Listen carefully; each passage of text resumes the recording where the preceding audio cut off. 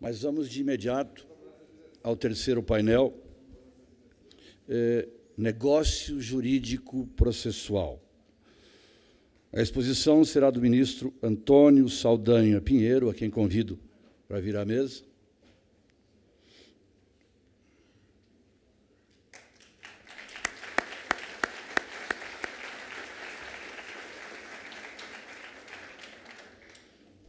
Presidirá a mesa Dr. Luiz Paulo Cotrim Guimarães.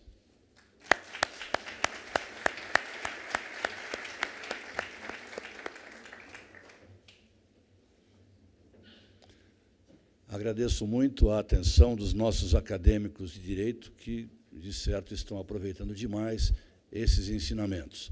Vamos, então, agora ao último painel. Dr. Antônio Saldanha Pinheiro, Dr. Luiz Paulo Cotrim Guimarães. Preside a mesa. Dr. Luiz, a palavra é sua. Muito obrigado e bom dia ainda, né, a todos. Cumprimento o magnífico reitor, professor Fernando Costa, pela iniciativa maravilhosa em relação a esse evento que nos abrilhanta com palestras riquíssimas em relação ao novo Código de Processo Civil. Faço uma apresentação do próximo palestrante, o ministro, então, do STJ, Antônio Saldanha Palheiro, membro da terceira sessão, da sexta turma do STJ, foi desembargador também do Tribunal de Justiça do Rio de Janeiro, aprovado no concurso da magistratura nos anos 1988. Eu não vou, evidentemente, elencar todas as atividades do ministro, mas eu vou apontar algumas. Foi enquanto juiz de direito na comarca de São Pedro da Aldeia, Nilópolis, Nova Iguaçu, e também da 8ª Vara de Família da capital.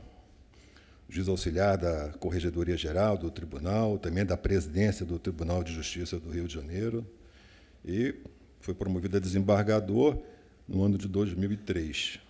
Membro integrante do órgão especial também daquele Tribunal de Justiça do Rio de Janeiro, membro eleito, formado pela PUC do Rio de Janeiro, mestre também em Ciências Jurídicas, pela própria universidade, pela PUC também, com a tese defendida em 1981. Bom, evidentemente que poderia falar outras atividades do ministro Saldanha, mas eu acho que eu fiz apenas um resumo para poder fazer essa simples apresentação e, enfrentando o tema negócio jurídico processual, eu já tenho a honra de passar a palavra ao nosso palestrante. Ministro.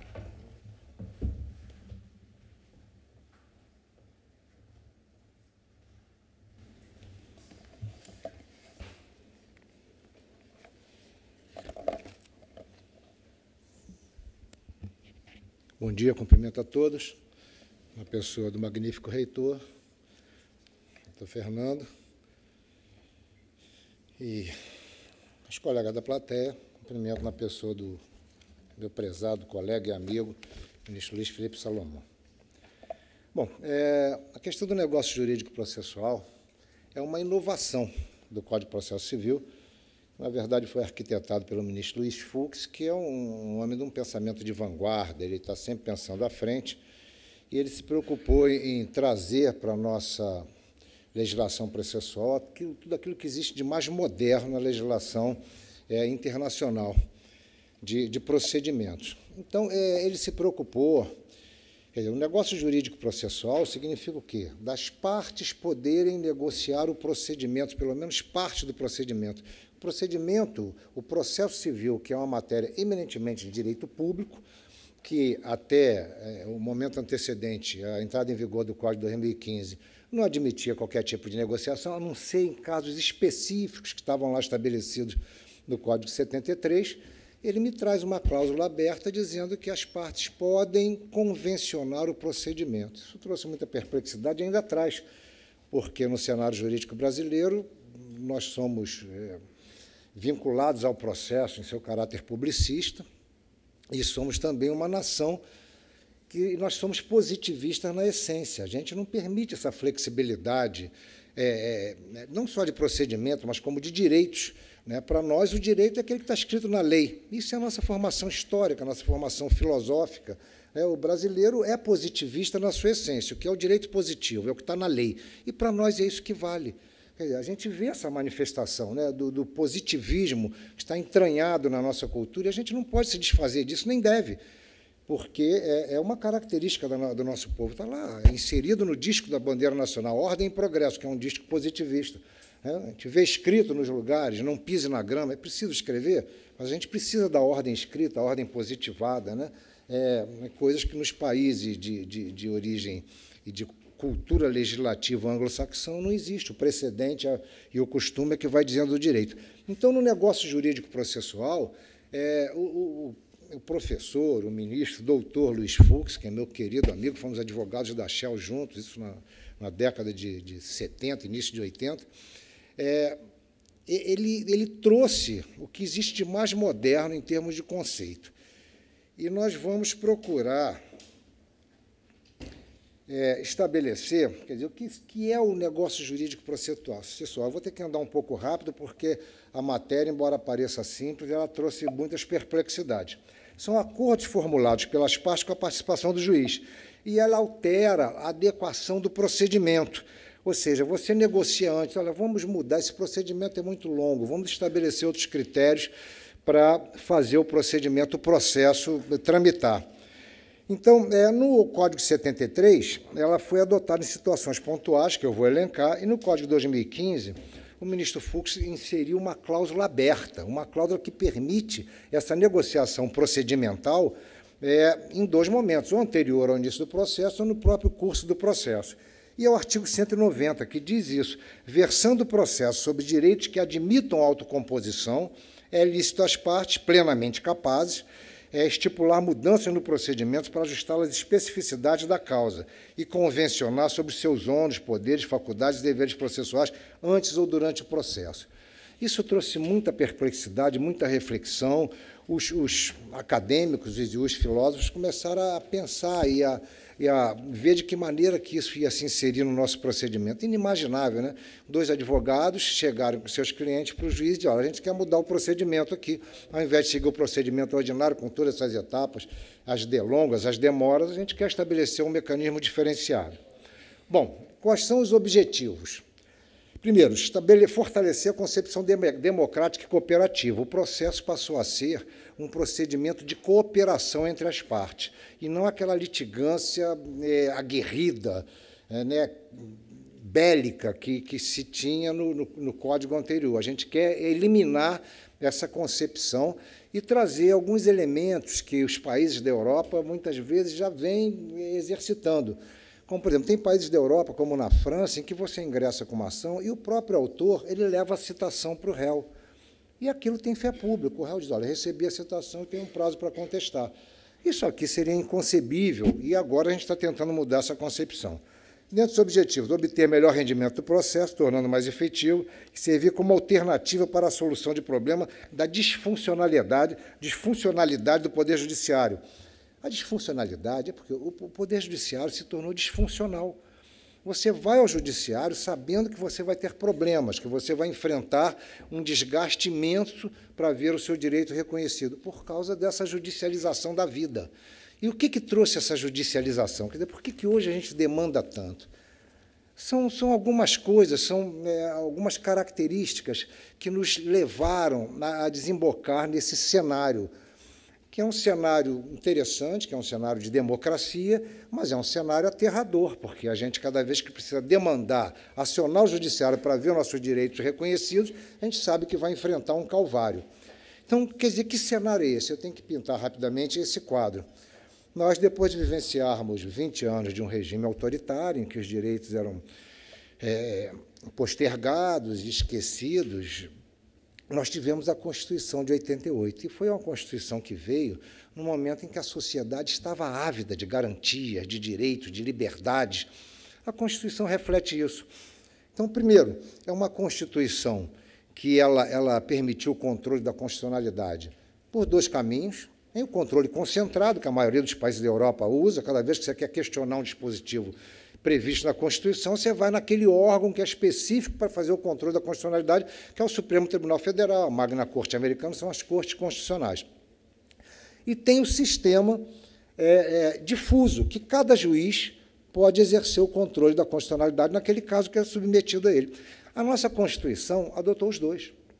Um sistema híbrido. Era tanta necessidade de liberdade, de garantias, que ela adotou esse sistema híbrido. Então, nós temos o controle de constitucionalidade exercido por cada um dos 17 mil juízes, que é o controle difuso, e temos o controle exercido pelo Supremo Tribunal Federal quando se entram com as ações. Isso já gerou uma judicialização pungente. Além disso, a nossa legislação, a começar pela Constituição e, abaixo dela, toda a legislação infraconstitucional, adotou cláusulas abertas, principiológicas, não aqueles dispositivos legais aos quais a gente estava acostumado, né? Quem não pagar o aluguel poderá ser despejado. As cláusulas são abertas, são cláusulas de princípios, tipológicas, dignidade da pessoa humana, livre manifestação do pensamento, né? Liberdade de expressão. São cláusulas que permitem a gente fazer o que quer, né? Quer dizer, a gente com essas cláusulas, e cláusulas também do direito infraconstitucional, cláusulas do Código Civil, né? Boa-fé objetiva, equilíbrio da base contratual, função social da propriedade, está lá no Código Civil, função social do contrato. São cláusulas abertas que permitem ao intérprete fazer aquilo que quiser, de acordo com a sua ideologia. E o que acontece? Nós somos treinados para teorizar. As pessoas que têm a formação jurídica, nós passamos anos sendo treinados para teorizar. Então, a gente teoriza sobre o que quer. A gente consegue estabelecer mecanismos filosóficos e teleológicos em relação a qualquer matéria. E com essas cláusulas abertas e a possibilidade do controle constitucional de forma híbrida, a gente criou essa judicialização exacerbada. Muito bem. E agora vem essa questão da negociação jurídica no procedimento.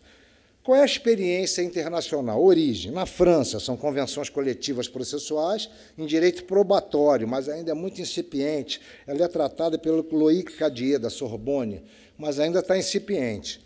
Na Itália, obrigado, o entendimento teórico, e apenas teórico, de que o processo, para ser democrático, pressupõe uma abertura ao diálogo. O Remo Capone, da Universidade de Florença, que está começando a tratar do assunto. O nosso já está positivado. Na Inglaterra, lá sim, porque o direito anglo-saxão é um direito de precedentes, é a common law. Então, esse Wolff Reforms, no Código de Processo Civil, no Civil Procedure Rules, de 1999, já abarca a ideia de que o juiz ele é um gestor do processo. Ele não é um dirigente que vai simplesmente aplicar aquelas normas herméticas, ele vai gerir o processo de acordo com a efetividade daquilo que for melhor para as partes. Na Inglaterra, isso já tem uma efetividade maior. Na Alemanha, que tem um direito parecido com o nosso, o direito positivo é bastante marcante, a Alemanha ela já é mais rigorosa. Então, ela tem entendimento de que as leis de processo são normas de direito público, como nós. E, em princípio, não enseja transação. Admitem a negociação, agora, de forma excepcional, uma postura, um posicionamento mais recente dos doutrinadores, sempre que haja regulação por lei. Você vê o direito positivo na Alemanha, como o nosso, ele é bastante marcante e ele é que direciona a legislação e a aplicação da lei. Então, ele tem que ter uma regulação por lei para que se possa transacionar no processo. Desculpe a pressa, mas eu sei que o tempo urge. As características da negociação processual. O juiz deixa de ser o principal condutor do processo e passa a ter um papel cooperativo. Divide com as partes as decisões acerca da condução, redimensionamento do papel do Poder Judiciário, do modelo de prestação jurisdicional. Você vê, no Código de 73, no artigo 262, estava lá escrito: o processo civil começa por iniciativa da parte, mas se desenvolve por impulso oficial. O professor Fux introduziu no CPC de 2015, já no artigo 2º, o processo começa por iniciativa das partes e se desenvolve por impulso oficial, igual ao anterior. Aí acrescentou, salvo as exceções previstas em lei, que é exatamente a negociação procedimental. Muito bem. negociação procedimental. Ela envolve o abandono de uma visão excessivamente publicista do processo, como era antecedentemente, e passa a prestigiar a ótica da liberdade e da autonomia de vontade das partes, sem, contudo, que se recai num processo absolutamente liberal. Ela ainda segura para que não vulgarize a figura do juiz. Então, ela está liberalizando, o juiz passa a ser parte dessa negociação, mas não deixa que o juiz figure como uma figura secundária no processo. É a ideia intermediária de um processo cooperativo em que todos os agentes atuam de forma a conquistar o fim precípio, que é a efetiva resolução do conflito. Noção de confronto, abrindo espaço para um debate franco em um cenário conciliador.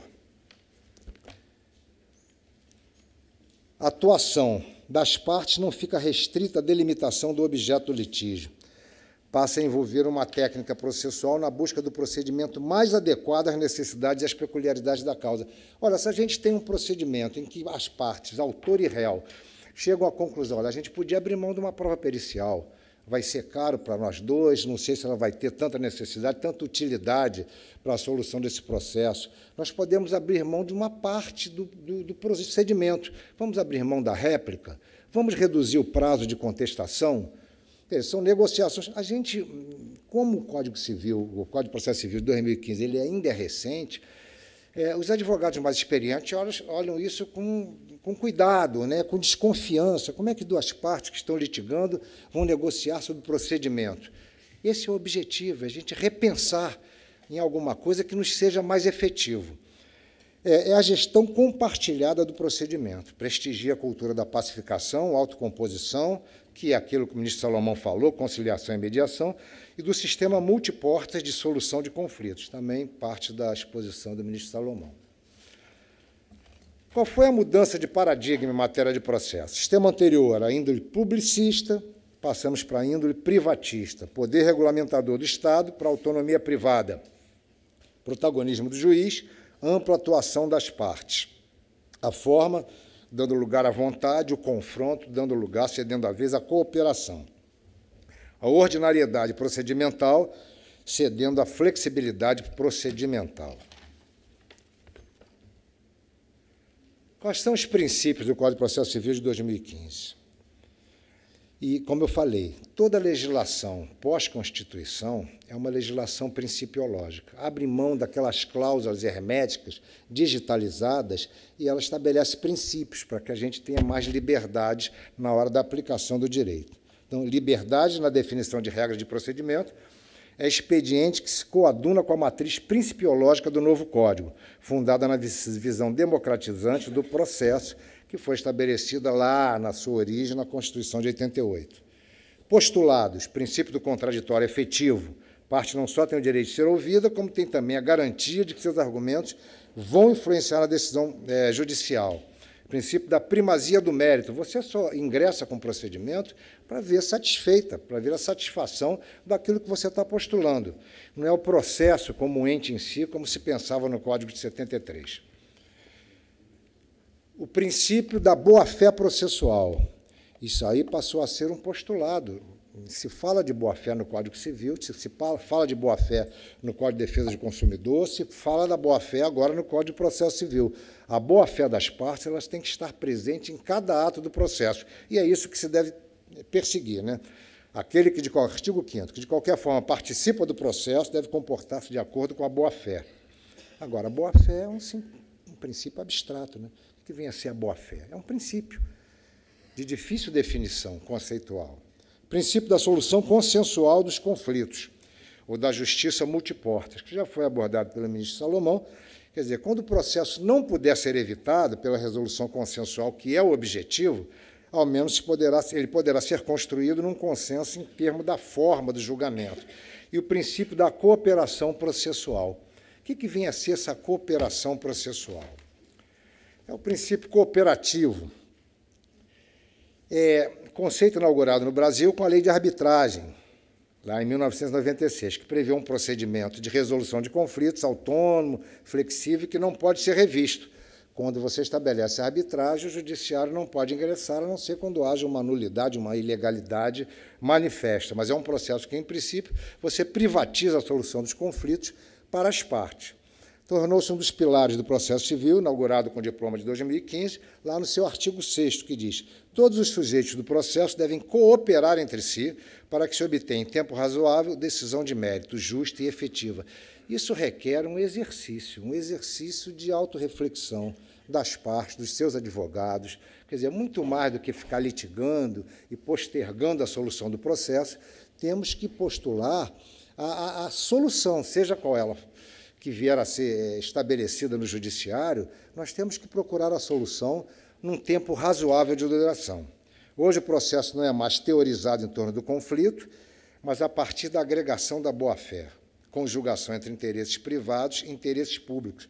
Isso aí é um livro muito bom, do doutor Antônio do Passo Cabral, que é filho de uma desembargadora, colega nossa, do Tribunal de Justiça do Rio de Janeiro, e é um procurador do Estado, e ele hoje é um doutrinador de Sorbonne, um menino proeminente que está teorizando sobre essa questão da negociação jurídica no processo.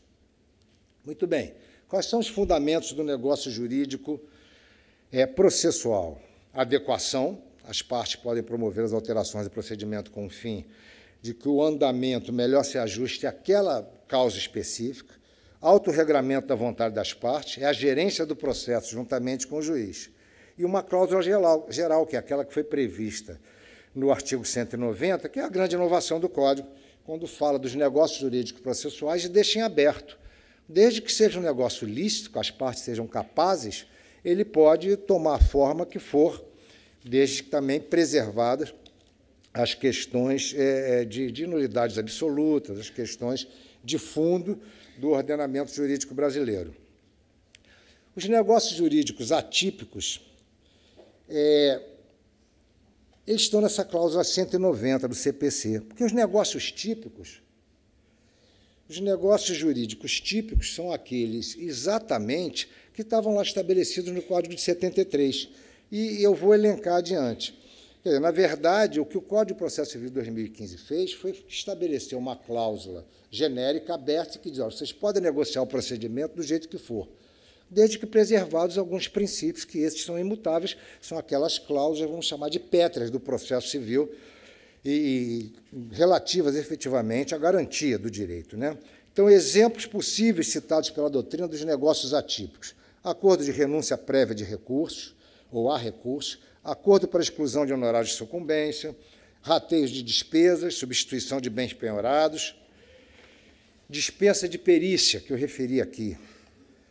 As perícias hoje são caríssimas, então as partes podem negociar isso. Não adianta a gente ter um perito do juiz, que vai custar bastante caro, e cada parte ter o seu assistente técnico, se a gente puder se preservar, e preservar os dois, né, no final do dia, dessa prova, que ela é onerosa na sua essência.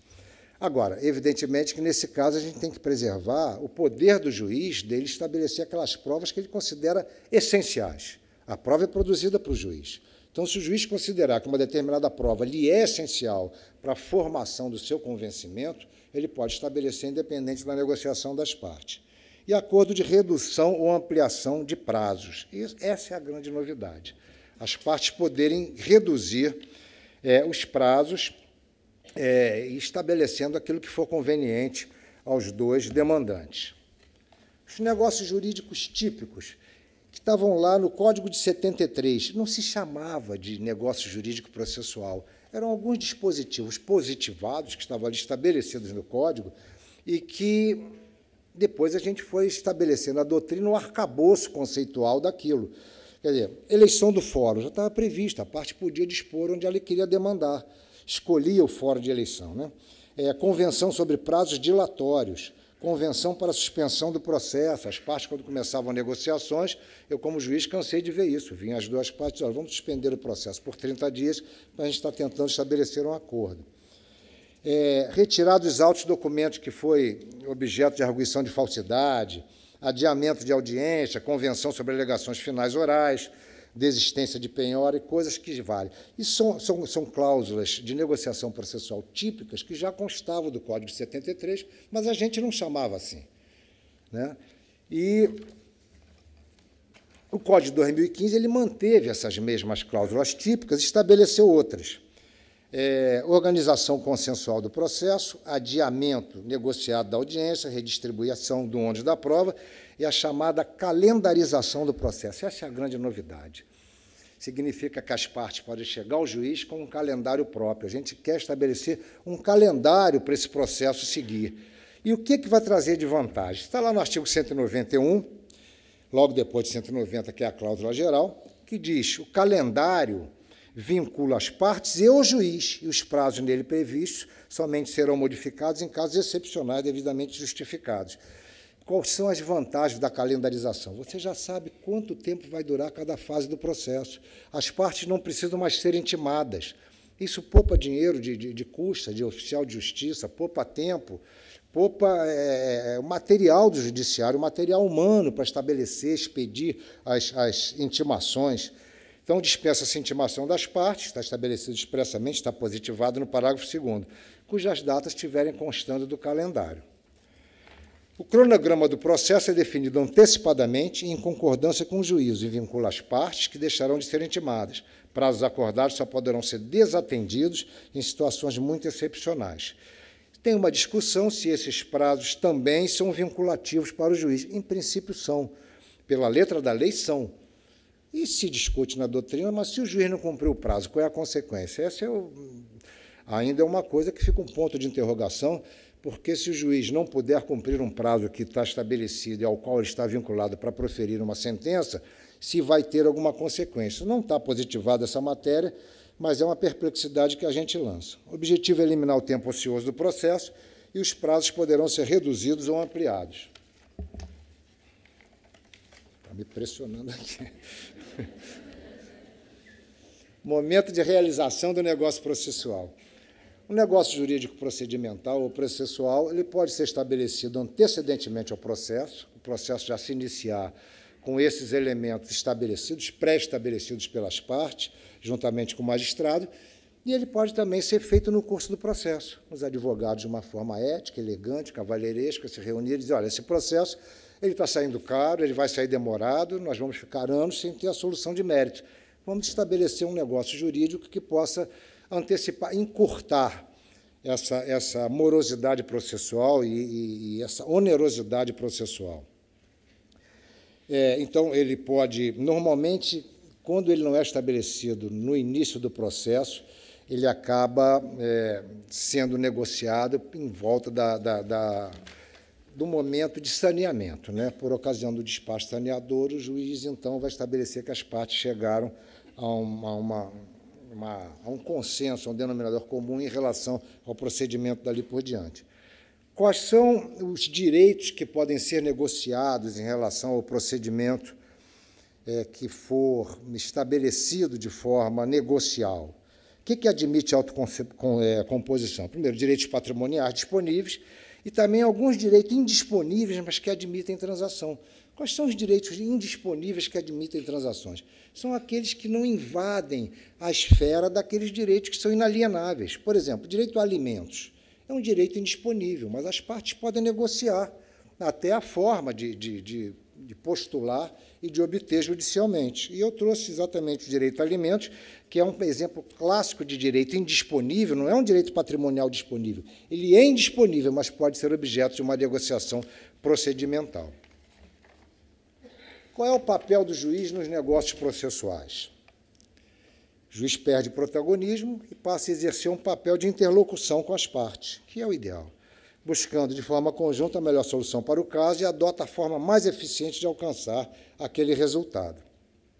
Os negócios, em princípio, têm eficácia imediata, a não ser quando veicula uma nulidade, uma agressão cabal à estrutura do ordenamento jurídico. Senão, eles passam a ter validade imediatamente. Está lá no artigo 200, os atos das partes consistentes em declarações unilaterais ou bilaterais de vontade produzem imediatamente a constituição, modificação ou extinção dos direitos processuais. Muito bem. Apesar disso, dever do juiz analisar de ofício a requerimento requerimento das partes a validade do negócio jurídico processual, conforme os requisitos legais. Pode anulá-lo quando entenda que não satisfaz as prescrições insuperáveis da lei. Isso está lá no parágrafo único do artigo 190, que a validade tem que ser analisada pelo magistrado. E aí tem uma discussão nos contratos de adesão. E eu vinha discutindo isso com o ministro Salomão no carro. Contrato de adesão são aqueles contratos que a parte adere sem poder discutir o conteúdo das cláusulas. E se num contrato de adesão, além das cláusulas de direito material, estiver lá estabelecido um procedimento que não é o Código de Processo, não é aquele que está estabelecido no Código de Processo. A parte aderiu, mas o contrato de adesão, a gente sabe que a parte que adere, fica vinculada, que adere obrigatoriamente ao contrato, ela é considerada vulnerável, já em princípio, porque ela não teve a possibilidade de discutir. Você vai comprar um carro, a agência te dá um contrato impresso. Você não tem como dizer essa cláusula eu não quero, aquela outra eu não aceito. Você tem que aderir ao contrato. Então, na justiça, essa parte já é tratada com a vulnerabilidade que a gente sabe que o consumidor tem, e o próprio Código do Consumidor se estabelece. E uma discussão que tem, que não está na lei ainda, e que a gente está trazendo essa nossa perplexidade para a reflexão de todos. Num contrato de adesão, se tiver estabelecido um procedimento diferente, a parte que aderiu está vinculada? Até que ponto? Isso os tribunais ainda vão ter que se pronunciar, porque ainda não chegou à nossa apreciação. Eu vou ter que antecipar um pouquinho. Validade do negócio jurídico processual. Primeiro, partes plenamente capazes, manifestação livre da vontade. A vontade não pode ser viciada por exemplo, coação, dolo, erro, aqueles vícios do negócio jurídico. Vulnerabilidade. As condições das partes comprometem a livre manifestação da parte. A parte que é vulnerável não pode fazer essa negociação, a não ser que esteja adequadamente assistida por quem tem o poder de representá-la. Contrato de adesão, que já referimos, e a licitude do objeto, sempre obedecido o limite da constitucionalidade e o limite da ordem pública, ligado à disposição de vontade. Exemplos de negócios jurídicos ilícitos, por vulnerar os limites da constitucionalidade, não se pode negociar para se admitir uma prova ilícita, não se pode dispensar o dever de motivação do juiz ao decidir, o juiz não precisa motivar. Isso não está disponível, é a obrigação do magistrado de assim proceder. E não se pode transacionar acerca de requisitos de recurso de índole extraordinária ou especial. Você não pode dizer que, para ingressar com um recurso especial no Superior Tribunal de Justiça ou um recurso extraordinário no Supremo Tribunal Federal, você vai dispensar aqueles requisitos que a lei exige, porque isso aí ultrapassa a vontade das partes e vai entrar na disponibilidade daquela regra, que é uma regra de direito público e não pode ser transacionada. Negócios jurídicos ilícitos por ferir os limites da ordem pública. Não pode haver convenção sobre competência absoluta, não pode ser criada nova modalidade de recurso, não se pode renunciar à presença de advogado fora das hipóteses legais. Bom, senhores, eu teria trazido também aqui, e eu vou suprimir essa parte da palestra, que são os enunciados sobre o tema, sobre os diversos órgãos que já estão emitindo enunciados sobre os negócios jurídicos processuais, exatamente para superar essas situações que ainda não foram devidamente consolidadas pelas manifestações judiciais. Esses enunciados eles estarão disponíveis, se a administração quiser disponibilizar para vocês, eu tenho eles aqui sintetizados e vocês já têm isso salvo no computador. E, na verdade, o que eu encerro dizendo o seguinte: esse novo Código de Processo Civil, como não podia deixar de ser, como tudo que o ministro Fux faz, ele, na verdade, é de uma grandeza que ainda não foi compreendida. Ele traz para nós a possibilidade de ingressarmos numa nova ordem processual, numa nova ordem procedimental, encarando o processo efetivamente apenas como um meio de se chegar à solução do conflito de direito material, que, na verdade, é só para isso que o processo existe. O processo em si mesmo ele não tem finalidade, ninguém vai demandar por demandar. Você demanda quando quer atingir a solução de um conflito, quando quer obter um bem que te foi negado, um direito que foi aviltado. Então, o objetivo do novo Código, e essa inovação, ela traz isso de uma forma muito contundente, reitor. Quer dizer, o novo Código ele procura, na modernidade que ele pretende introduzir no procedimento, trazer uma nova ótica de demandar e de decidir conflito de interesse. E essa negociação do procedimento, ela se apresenta como uma novidade no cenário jurídico mundial. Na verdade, o ministro Fux trouxe aquilo que no resto do mundo ainda não está consolidado. É uma oportunidade ímpar que nós temos de aprofundar essa investigação e aprofundar o exercício dessa atividade, que efetivamente pode mudar o cenário do litígio no direito processual brasileiro. Muito obrigado.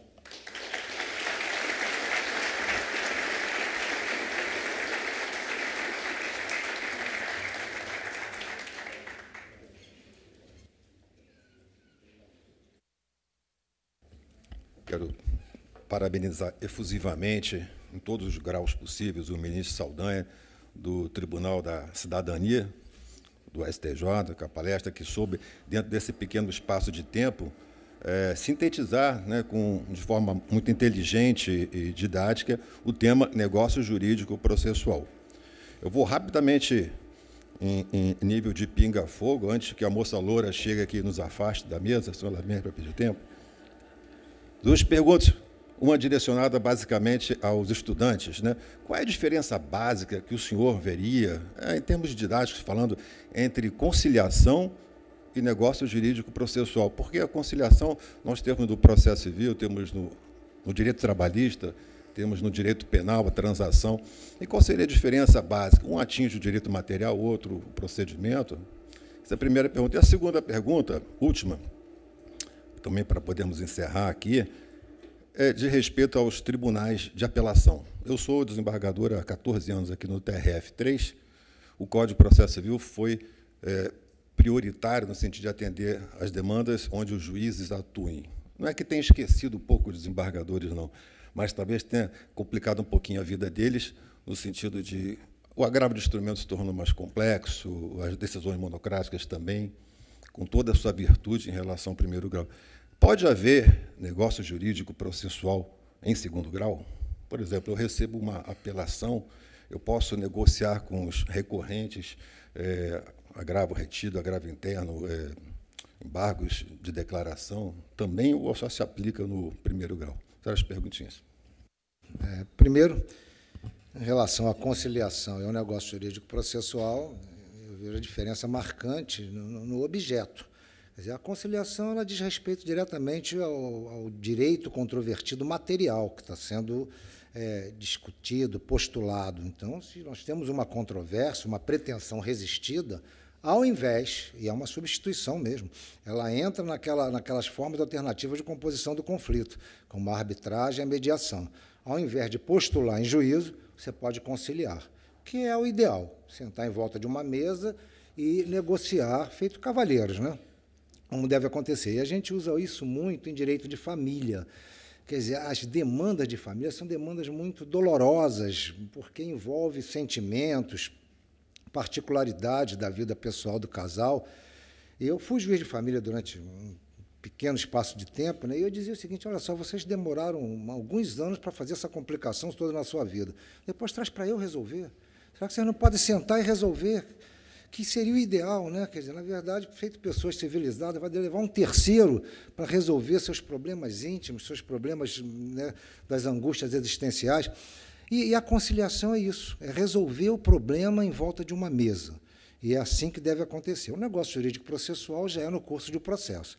Ficou impossível a conciliação, a mediação, vamos ter que litigar em juízo. O juiz vai ter que dizer do direito qual é o bom direito para resolver esse conflito. Se o juiz tem que dizer, vamos procurar processualmente a forma menos dolorosa e menos onerosa, que é através do negócio jurídico processual. E quanto ao segundo grau, meu querido desembargador, eu acho que sim.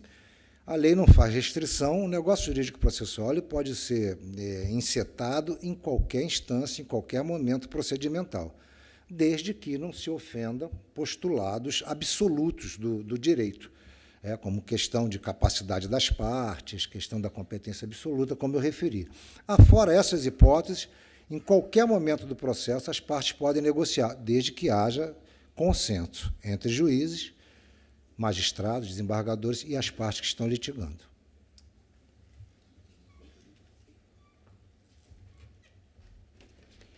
Muito bem.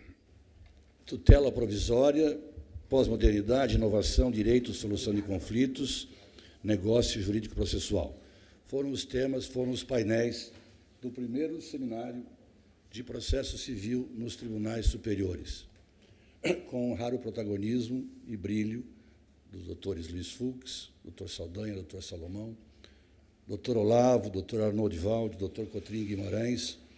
Tenho certeza que todos os acadêmicos de direito, todos os colaboradores da Universidade do Brasil se sentiram com rara satisfação um evento deste brilho.